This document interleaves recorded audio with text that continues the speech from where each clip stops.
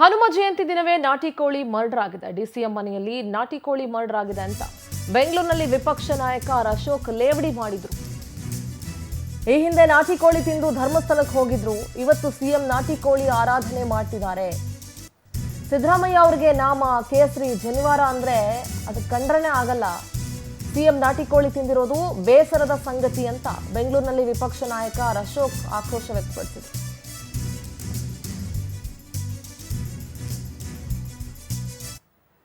ನಮ್ಮ ಭಕ್ತರಿಗೆ ಒಳ್ಳೇದಾಗಲಿ ಅಂತೇಳಿ ಶುಭಾಶಯ ಕೊಡ್ತಾ ಇದ್ದೀನಿ. ಆದರೆ ವಿಪರ್ಯಾಸ ಅಂತ ಹೇಳಿದ್ರೆ ಇವತ್ತೇ ಹನುಮ ಜಯಂತಿ ದಿನನೇ ವಿಧಾನಸೌಧದ ಕೂಗಳತೆ ದೂರದಲ್ಲಿ ಸದಾಶಿವನಗರದಲ್ಲಿ ಹನುಮ ಜಯಂತಿ ದಿನ ಕನಕಪುರದ ನಾಟಿ ಕೋಳಿ ಜಯಂತಿ ನಡೀತಾ ಇದೆ. ಜಯಂತಿ ಅಲ್ಲ, ಮರ್ಡರ್ ಅದು ಅಲ್ಲ. ನಾಟಿ ಕೋಳಿಯ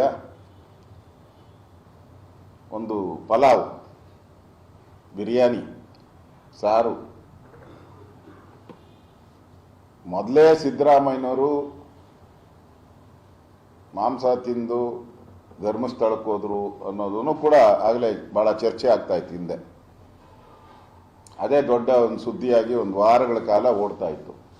ಇವತ್ತು ಹನುಮ ಜಯಂತಿ, ನಮಗೆ ನೂರಾರು ಫೋನುಗಳು ಬಂತು. ಈಗ ನೂರಾರು ಫೋನು ಈ ಕ್ಷಣದವರೆಗೂ ಫೋನ್ ಬಂತು. ಏನು ಸರ್, ಹನುಮ ಜಯಂತಿ, ನಾವೆಲ್ಲ ಹನುಮ ಭಕ್ತರು, ಇಲ್ಲಿ ನೋಡಿದ್ರೆ ನಾಟಿ ಕೋಳಿ ಆರಾಧನೆ, ನಾವೆಲ್ಲ ಆಂಜನೇಯನ ಆರಾಧನೆ ಮಾಡಿದ್ರೆ ಇವರು ನಾಟಿ ಕೋಳಿ ಆರಾಧನೆಯನ್ನು ಮಾಡ್ತಾವ್ರೆ. ಇದು ಎಷ್ಟು ಸರಿ ಸರ್? ನೀವು ವಿರೋಧ ಪಕ್ಷದ ನಾಯಕರು ನೀವು ಕೇಳಬೇಕು ಅಂತ ಹೇಳಿದ್ರು. ಅದಕ್ಕೋಸ್ಕರ ಕೇಳ್ತಾ ಇದ್ದೀನಿ. ನಾನು ಬೇರೆ ದೃಷ್ಟಿ ಅಲ್ಲ, ಅದಕ್ಕೋಸ್ಕರ ರಾಜ್ಯದ ಜನತೆ ಎಲ್ಲ ಫೋನ್ ಮಾಡಿ ಕೇಳಿದ್ರು ಈ ಥರ ಮಾಡೋದು